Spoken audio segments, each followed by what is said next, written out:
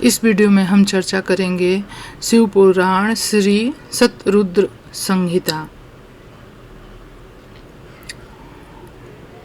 पहला अध्याय। पहले अध्याय में यहाँ पे हम चर्चा करेंगे शिव के 5 अवतार के विषय में। तो यह वीडियो आपको कैसा लगा, जैसा भी लगे कमेंट करके ज़रूर से बताएं। चैनल को सब्सक्राइब करें, वीडियो को लाइक करें, ठीक है, और शेयर करें दोस्तों में। इससे पहले के वीडियो आपने नहीं सुने हैं तो जाके ज़रूर से सुने और चैनल को सब्सक्राइब करें। यहाँ पे हम चर्चा करेंगे शिव के 5 अवतार कौन कौन से हुए हैं। सौनक जी बोले, हे सूर्य जी, जो परम आनंद है, जिनकी लीलाएं अनंत हैं और जो सर्वेश्वर अर्थात सबके ईश्वर हैं, जो देवी गौरी के प्रियतम और कार्तिकेय के विघ्न विनाशक गणेश जी के जन्मदाता हैं, उन आदिदेव भगवान शिव की हमें वंदना करनी चाहिए। हे सूर्य जी, आप मुझे भगवान शिव के उन अवतारों के बारे में बताइए जिनमें सज्जनों का कल्याण शिव जी द्वारा किया गया है। सूर्य जी बोले, हे सौनक जी, यही बात पूर्व में सनत कुमार जी ने परम शिव भक्त नंदीश्वर से पूछी थी। तब नंदीश्वर ने भगवान शिव के चरणों का स्मरण करते हुए कहा, मुने, भगवान शिव तो सर्वव्यापक है और उनके असंख्य अवतार हैं। श्वेत लोहित नामक 19वें कल्प में शिव जी का सद्योजात नामक अवतार हुआ। यही शिव जी का प्रथम अवतार कहा जाता है। उस कल्प में परम ब्रह्म का ध्यान करते हुए ब्रह्मा जी की शिखा से श्वेत लोहित कुमार उत्पन्न हुए।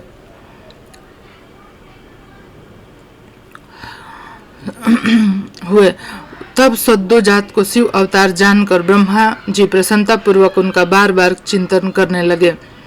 ब्रह्मा जी के चिंतन से पर ब्रह्म स्वरूपी 4 यशस्वी ज्ञान संपन्न कुमार उत्पन्न हुए। उनके नाम सुनंदन, नंदन, विश्वनंदन, उपनंदन थे। तब सद्योजात भगवान शिव ने ब्रह्मा जी को परम ज्ञान प्रदान किया तथा इस सृष्टि को उत्पन्न करने की शक्ति उन्हें प्रदान की। तत्पश्चात रक्त नामक 20वां कल्प आया। इसमें ब्रह्मा जी का शरीर रक्तवर्ण का सा हो गया।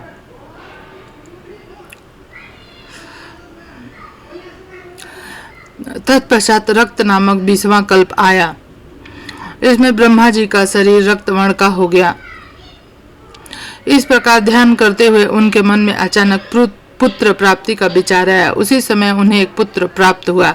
उसने लाल रंग के कपड़े पहन रखे थे और उसे सभी आभूषण और आंखें भी लाल ही थीं। तब उस पुत्र को भगवान शिव का दिया हुआ प्रसाद जानकर ब्रह्मा जी बहुत प्रसन्न हुए। उन्होंने भगवान शिव की स्तुति करनी आरंभ कर दी। उस लाल वस्त्रधारी के बीरज, विवाह, विशाख और विश्वभान नाम के 4 पुत्र हुए। तत्पश्चात वामदेव भगवान शिव के ब्रह्मा जी को सृष्टि की रचना करने की आज्ञा प्रदान की। इसके बाद 21वां कल्प आया जिसमें ब्रह्मा जी ने पीले वस्त्र धारण किए, पुत्र कामना का ध्यान। इसके बाद 21वां कल्प आया जिसमें ब्रह्मा जी ने पीले वस्त्र धारण किए, पुत्र कामना के ध्यान करते हुए ब्रह्मा जी को एक महान तेजस्वी दीर्घ भुजाओं वाला पुत्र प्राप्त हुआ। उस पुत्र को ब्रह्मा जी ने अपनी बुद्धि से तत्पुरुष शिव समझा। तब उन्होंने गायत्री का जाप आरंभ कर दिया। देवी गायत्री एवं शिव की कृपा से उस पीत वस्त्रधारी दिव्य कुमार ने अनेकों पुत्र हुए। इसके पश्चात शिव नामक कल्प हुआ। इसमें ब्रह्मा जी को 1000 वर्षों बाद एक दिव्य कुमार की प्राप्ति हुई। वह बालक काले रंग का था। उसने काले कपड़े, काली पगड़ी और सभी वस्तुएं काले रंग की धारण की थी। तब इस अघोर और घोर पराक्रमी कृष्ण एवं अद्भुत देवेश को देखकर ब्रह्मा जी ने प्रणाम किया। फिर ब्रह्मा जी उनकी स्तुति करने लगे। उस कृष्ण वर्णी कुमार ने कृष्ण शिखा, कृष्णास्य और कृष्ण कंठधारी नामक 4 पुत्र उत्पन्न हुए। ये सभी तेजस्वी और शिव स्वरूप थे। इन्होंने ही ब्रह्मा जी द्वारा रची जा रही सृष्टि का विस्तार करने के लिए घोर नामक योग का प्रचार किया। तत्पश्चात परम अद्भुत विश्वरूप नामक कल्प हुआ जिसमें ब्रह्मा जी पुत्र की कामना से ध्यान मग्न थे। तभी उनके चिंतन से सिंहनाद करने वाली विश्वरूपा सरस्वती प्रकट हुई। साथ ही परमेश्वर के 5वें अवतार भगवान ईशान भी प्रकट हुए जिनका रंग स्फटिक के समान उज्ज्वल था। उन्होंने अनेक प्रकार के सुंदर रत्न आभूषण धारण किए हुए थे। तब ईशान के जटी, मुंडी और शिखंडी, अर्धमुंड नामक 4 पुत्र हुए। इन बालकों ने भी योग का मार्ग अपना लिया। इस प्रकार मैंने जगत की हित कामना से भगवान शिव के सद्योजात नामक अवतार एवं शिव जी के ईशान पुरुष, घो, वामदेव, ब्रह्मा नामक 5 मूर्तियों के बारे में बताया। जो मनुष्य श्रद्धा भाव से भगवान शिव के इस अवतार को सुनता या पढ़ता है वह इस संसार में सुख भोग कर परम गति को प्राप्त होता है। दूसरा अध्याय शिव जी के अष्ट मूर्तियों का वर्णन। नंदीश्वर बोले, हे महामुनि, अभी मैंने आपको भगवान शिव के श्रेष्ठ अवतारों के बारे में बताया जो सुखदाता और परम कल्याणकारी हैं। अब मैं आपको देवाधिदेव महादेव जी की 8 मूर्तियों के विषय में बताता हूँ। मुने, इस विश्व में भगवान शिव की प्रसिद्ध 8 मूर्तियां निम्न हैं। सर्वभव, रुद्र, उग्र, भीम, पशुपति, ईशान, महादेव। 8 मूर्तियां सूत्र में मड़ियों की तरह पिरोई गई हैं। भगवान शिव की 8 मूर्तियां पृथ्वी, जल, अग्नि, वायु, आकाश, क्षेत्रज्ञ, सूर्य और चंद्रमा में अधिष्ठित है। शास्त्रों के अनुसार भगवान शिव का विश्वंभर रूप इस चराचर जगत को धारण करने वाला है। उन्हीं का भव रूप सलीलात्मक एवं समस्त जगत को जीवन प्रदान करने वाला है और संसार का पालन करता है एवं उसे चलता है। यही तीसरी मूर्ति का उग्र रूप है। महादेव जी के आकाशमत रूप को भीम कहते हैं, जिससे राज समुदाय का भेदन होता है। भक्त वत्सल भगवान शिव का पशुपति रूप आत्माओं का अधिष्ठान करने वाला, संपूर्ण क्षेत्र में निवास करने वाला है।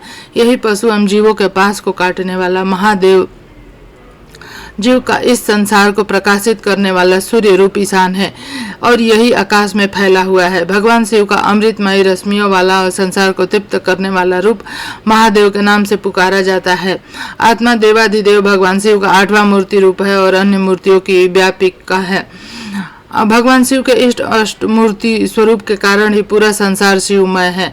जिस प्रकार पौधे को पानी से सींचने से शाखाएं एवं पुष्प फूल पुष्पित होते हैं, उसी प्रकार शिव स्वरूप से यह विश्व पुष्टित होता है। जिस प्रकार पिता पुत्र को देखकर हर्षित होता है, उसी प्रकार इस जगत के पिता भगवान शिव भी अपने भक्तों को हर्षित और प्रसन्न देखकर संतुष्ट होते हैं और उन्हें आनंद की प्राप्ति होती है।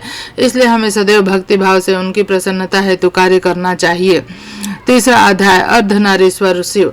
नंदीश्वर बोले, जब ब्रह्मा जी द्वारा रची हुई इस सृष्टि का विस्तार नहीं हुआ तब वे बड़े चिंतित होकर विस्तार के उपायों के विषय में सोचने लगे। ब्रह्मा जी ने विचार किया कि यदि कोई इस संबंध में मेरी मदद कर सकता है तो वे सिर्फ भगवान शिव हैं। तब अपने आराध्य देव भगवान शिव को प्रसन्न करने हेतु उन्होंने शिव शिवा के संयुक्त रूप की आराधना करनी आरंभ कर दी।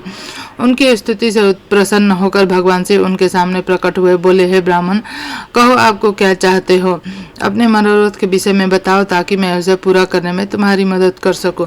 भगवान शिव के इस प्रकार के वचन सुनकर ब्रह्मा जी ने अपने दोनों हाथ जोड़कर भगवान शिव की स्तुति की और बोले, हे देवाधिदेव महादेव शिव शंकर, आप तो अपने भक्तों के रक्षक हैं। आप उनके समस्त दुखों को दूर करके उनके अभीष्ट फल प्रदान करते हैं। भगवान, आपकी आज्ञा के अनुसार मैं सृष्टि की रचना की है, परंतु भगवान मेरे द्वारा रची गई सृष्टि का विस्तार नहीं हो रहा। यदि यह कार्य इसी तरह होता रहा तो कभी भी सृष्टि की वृद्धि नहीं हो पाएगी। तब ब्रह्मा जी के इन वचनों को सुनकर भगवान शिव बोले, हे ब्राह्मण, मैं जानता हूँ कि तुमने अपनी सृष्टि में प्रजा की वृद्धि के लिए मेरी पूजा आराधना की। यह कहकर शिव जी ने शरीर से देवी शिवा को अलग कर दिया। देवी शिवा को वहां देखकर ब्रह्मा जी देवी शिवा की स्तुति करने लगे और कहने लगे, देवी, आपके पति भगवान शिव की ही कृपा से इस सृष्टि का सृजन हुआ है। भगवान शिव बोले, हे ब्रह्मा जी, मैंने आपके मनोरथ को पूर्ण करने के लिए ही देवी शिवा को प्रकट किया है। इस सृष्टि का विस्तार तभी संभव है जब मैथुनी सृष्टि की रचना हो, इसलिए तुम इस कार्य को पूरित करो। यह सुनकर ब्रह्मा जी भगवान शिव और शिवा दोनों की प्रसन्नता हेतु कार्य करने लगे। ब्रह्मा जी बोले, हे देवी, सृष्टि के आरंभ में आपके पति देवाधिदेव भगवान शिव ने ही मेरी रचना की थी। मुझे सृष्टि की रचना करने का आदेश दिया था। इसके फलस्वरूप मैंने अनेक पुरुषों की रचना की, परंतु इतना करने पर भी उनकी वृद्धि संभव नहीं हो सकी। इसलिए माते मैं अपनी प्रजा की वृद्धि हेतु आपकी शरण में आया हूँ। प्रजा वृद्धि तभी संभव है जब सृष्टि का निर्माण कार्य अर्थात वृद्ध स्त्री पुरुष के समागम से हो, परंतु वृद्धि स्त्री पुरुष के समागम से हो, परंतु अभी तक मैं नारी को प्रकट नहीं कर पाया हूँ। हे जीवे, आप मुझे नारी की सृष्टि करने की शक्ति प्रदान करें। हे सर्वेश्वरी, हे जगत जननी, मेरे कार्य की सिद्धि हेतु आप मेरे पुत्र दक्ष की पुत्री के रूप में जन्म लीजिए। ब्रह्मा जी के प्रार्थना को मानते हुए देवी जगदम्बा ने दक्ष की पुत्री होना स्वीकार कर लिया। यह कहकर देवी शिवा ने भगवान शिव के शरीर में प्रवेश कर लिया। तत्पश्चात शिव शिवा वहां से अंतर ध्यान हो गए। तभी से शिव शिवा का अर्धनेश्वर रूप विख्यात हुआ और इस संसार में स्त्री जाति की रचना संभव हुई। यह अर्धनेश्वर स्वरूप वर्णन अत्यंत आनंददायक एवं मंगलकारी है। चौथा अध्याय ऋषभ देव अवतार का वर्णन। नंदीश्वर बोले, हे सर्वज्ञ सनत कुमार जी, एक बार ब्रह्मा जी से भगवान शिव बोले, ब्राह्मण, 7वें मनवंतर में बराह कल्प होगा। इसमें कल्प रूपेश्वर भगवान प्रकट होंगे, जो तीनों लोकों को अपने दिव्य प्रकाश से अलौकिक करेंगे। तुम वैवस्वत मनु के पौत्र बनोगे। उन मनवंतर में 4 युग होंगे। द्वापर युग के अंत में ब्राह्मणों की रक्षा करने, उनका हित करने हेतु अवतार धारण करूंगा। द्वापर युग में व्यास जी प्रभु का रूप धारण करेंगे। कलयुग के अंत में मैं देवी शिवा सहित श्वेत नामक ब्राह्मण मुनि के रूप में प्रकट होऊंगा। हिमालय पर्वत पर मेरे श्वेत लोहित नामक 4 शिष्य होंगे। मेरे ये शिष्य अविनाशी तत्व को जानकर जन्म मृत्यु के बंधन से मुक्त हो जाएंगे। हिमालय के उस शिखर पर जब मैं अवतार लूंगा, तब उस समय ब्रह्मा जी मेरे शिष्य बनकर मुझे अव्यय तत्व की शिक्षा लेंगे और मेरे परम भक्त बनकर मेरी आराधना करेंगे। द्वापर में प्रजापति सत्य, तो कलयुग में सुतारी नाम से मुझे प्रसिद्धि मिलेगी।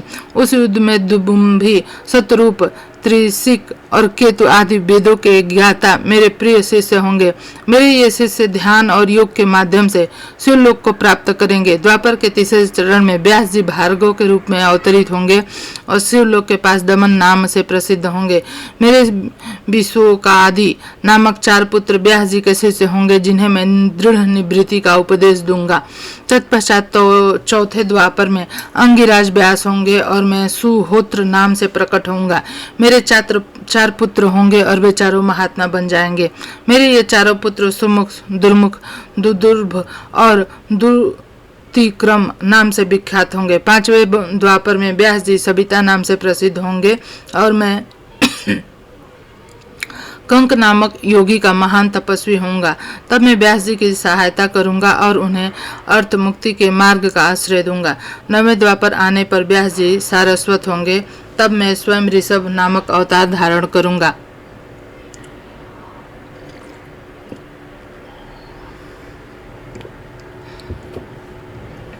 पराशर, गर्ग, भार्गव तथा गिरीश मेरे शिष्य होंगे। ये चारों श्रेष्ठ योगी होंगे और सदा योग के मार्ग का ही अनुसरण करेंगे। अपने ऋषभ अवतार में मैं भद्रायु नाम के एक राजकुमार को जीवन दान दूंगा, जो कि विष द्वारा मर जाएगा। जब वह राजकुमार भद्रायु 16 वर्ष का होगा, उस समय मेरे अंश ऋषभ ऋषि उसके घर जाएंगे। जब वह राजकुमार श्रद्धा और भक्ति भावना से उनका पूजन करेगा, तब वे मुनि उसे राजधर्म का उपदेश देंगे। उसकी पूजा अर्चना से प्रसन्न होकर वे मुनि भद्रायु को दिव्य कंच, शंख और शत्रुओं का विनाश करने वाला खड्ग प्रदान करेंगे। यही नहीं, वे उसके शरीर पर अद्भुत भस्म लगाकर उसे 12,000 हाथियों का बल भी प्रदान करेंगे।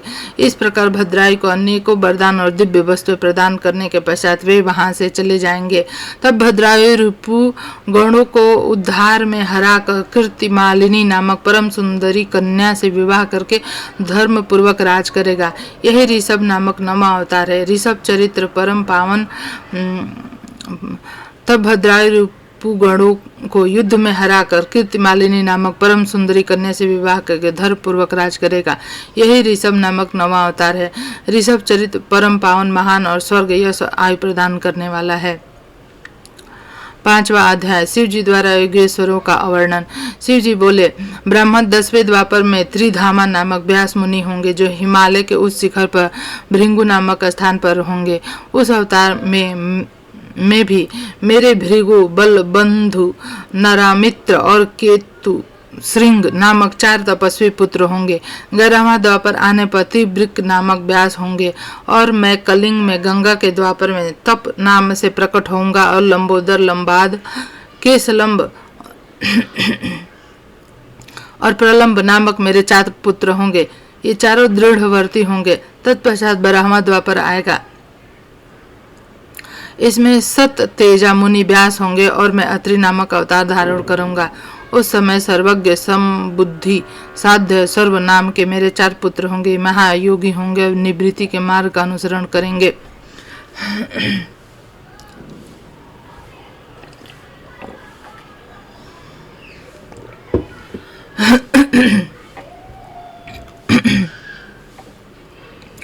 तेरहवें द्वापर में व्यास धर्म स्वरूप नारायण होंगे और मैं गंधमादन पर्वत पर बालखिल्याश्रम में जन्म लेकर महामुनि बलि के नाम से जाना जाऊंगा। तब सुधामा, कश्यप और बलिष्ठ और विजय मेरे पुत्र होंगे। वहीं 14वें द्वापर युग में व्यास जी दक्ष बनकर और मैं गौतम के मुख से अवतरित होऊंगा। तब अत्रि, बसंत, श्रवण, श्रविकष्ट मेरे पुत्र के रूप में जन्म लेंगे। 15वें द्वापर आने पर मैं हिमालय के वेद शीर्ष नामक पर्वत पर सरस्वती नदी के उत्तरी तट पर वेदशिरा का रूप धारण करूंगा। वेदशिरा के अवतार में कुणी, कुणी बाहु, कुशरीर और कुनेत्र नाम के 4 वीर पराक्रमी उत्पन्न होंगे। उस समय व्यास जी त्रयारूणी नामक अवतार में होंगे। 16वां द्वापर युग आने पर व्यास जी देव नाम धारण करेंगे और मैं गोकर्ण नामक वन में गोकर्ण बनकर जन्म लूंगा और कश्यप, उच्चयन, उच्चवन और बृहस्पति मेरे 4 पुत्र होंगे। 17वें द्वापर युग में व्यास देव कृतंजय होंगे। मैं गुहावासी नाम से अवतार लूंगा और उतथ्य, वामदेव, महायोगा, महाबल मेरे पुत्र होंगे। 18वां द्वापर आने पर मैं शिखंडी पर्वत पर, जहाँ शिखंडी वन है, वहाँ शिखंडी नाम से अवतरित होऊंगा और ऋतुंजय व्यास होंगे। उस समय वाचस्रवा, रुचिक, सास्यास्य, सतीस्रव मेरे पुत्र तपस्वी होंगे। 19वें द्वापर युग में महामुनि भरद्वाज व्यास होंगे और मैं माली नाम से हिमालय के शिखर पर जन्म लूंगा। तब मेरी लंबी लंबी जटाएं होंगी। हिरण्य नामा, कौशल्य, लोकाक्षी और प्रधिमी जो कि गंभीर स्वभावी हैं, मेरे पुत्र के रूप में जन्म लेंगे। 20वां द्वापर आने पर व्यास जी गौतम और मैं अट्ठाहास नाम से अवतार धारण करेंगे। सुमंत, बर्बरी, विद्वान, कबंध और कुणिबंधर मेरे युग संपन्न पुत्र होंगे। 21वां द्वापर युग में मैं दारुक नाम से पैदा होऊंगा। मेरे नाम से उस स्थान का नाम दारू वन हो जाएगा। पल्क्ष, दर्भामणि, केतुमान और गौतम मेरे पुत्र होंगे। वाच, श्रवा, व्यास होंगे। 22वां द्वापर युग आने पर व्यास जी सुषमया के रूप में अवतार लेंगे और मैं वाराणसी में लंगली भीम के अवतार के रूप में प्रकट होऊंगा। उस समय मुझे हलायुधधारी शिव का दर्शन सभी देवता करेंगे और भल्लरी, मधु, पिंग और श्वेत केतु मेरे पुत्र होंगे तथा वे धार्मिक रुचि रखने वाले होंगे। 23वें द्वापर में व्यास, त्रिणा, बिंदु मुनि होंगे। तब मैं कालिंजर नामक पर्वत पर श्वेत नाम से उत्पन्न होऊंगा। उसे बृहद्रक्ष, द्वेलन और कवि नाम के 4 तपस्वी पुत्र होंगे। 24वें द्वापर में यक्ष व्यास होंगे।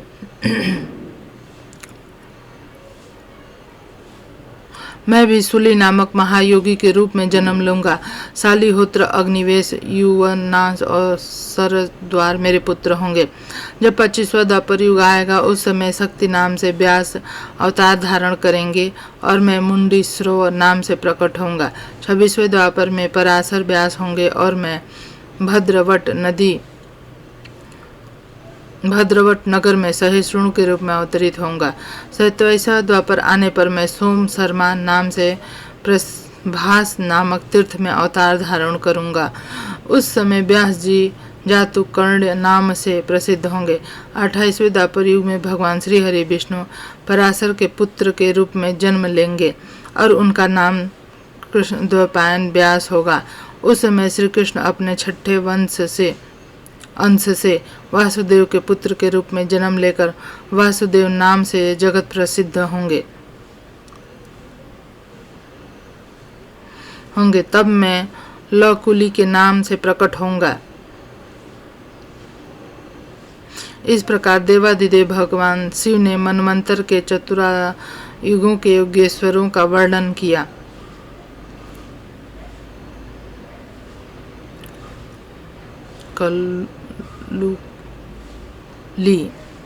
कलुली। इन 28 योगेश्वर अवतारों में उनके 4 परम प्रिय शिष्य होंगे जो शरीर पर भस्म और मस्तक पर त्रिपुंड, गले में रुद्राक्ष की माला धारण किए होंगे। ये शिष्य विद्वान और भक्त होंगे।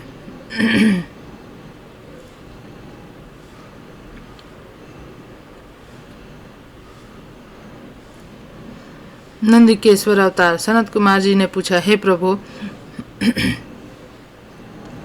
आप महादेव जी के अंश से उत्पन्न होकर भगवान शिव को कैसे प्राप्त हुए? कृपा कर मुझे इस उत्तम कथा का वर्णन सुनाइए। नंदीश्वर बोले, हे ब्रह्मा पुत्र सनत कुमार जी, शिलाद नामक एक धर्मात्मा मुनि थे। एक बार जल पुत्र की कामना से शिलाद ऋषि दंड की तपस्या और उनका ध्यान करने लगे। तब देवराज इंद्र ने प्रकट होकर उनसे कहा कि मैं आपकी इच्छा को पूरा करने में समर्थ हूँ, अतः आप परमपिता परमेश्वर भक्त वत्सल भगवान शिव की स्तुति करें, वो ही आपकी इच्छा पूरी करने में सक्षम है। यह सुनकर शिलादि प्रसन्न होकर पूर्ण भक्ति भावना और श्रद्धा पूर्वक देवाधिदेव भगवान शिव की तपस्या करने लगे। शिलाद की कठोर तपस्या से प्रसन्न होकर भगवान शिव ने उन्हें साक्षात दर्शन दिए और बोले, हे शिलाद, ब्रह्मा जी, श्री हरि विष्णु सहित सभी देवताओं और ऋषि मुनियों ने मेरे अवतार धारण करने के लिए मेरी तपस्या की और मुझे सभी इस पूरे संसार का पिता मानते हुए हैं। फिर भी मैं आपको अपना पिता बनने का वरदान देता हूँ। मैं आपका अयोनिज पुत्र बनकर जन्म लूंगा, मेरा नाम नंदी होगा। यह कहकर भगवान शिव वहाँ से अंतर्ध्यान हो गए। तत्पश्चात शिलाद भगवान शिव की जय जयकार करते हुए अपने आश्रम में चले गए। वहाँ उन्होंने सभी को यह बताई।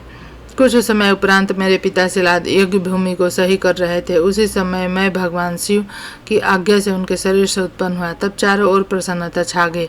जब मेरे पिता शिलाद ने मेरे बाल स्वरूप को देखा, जो सूर्य अग्नि के समान तेज, प्रभावशाली और प्रकाशमान था, तो हाथ में त्रिशूल और सिर पर जटाजूट धारण किए था, तो मेरा रूप देखकर वे आनंद से झूम उठे। शिलाद बोले, हे सुरेश्वर, आप मुझे बहुत आनंद दिया है, इसी कारण मैं आपका नाम नंदी रखता हूँ।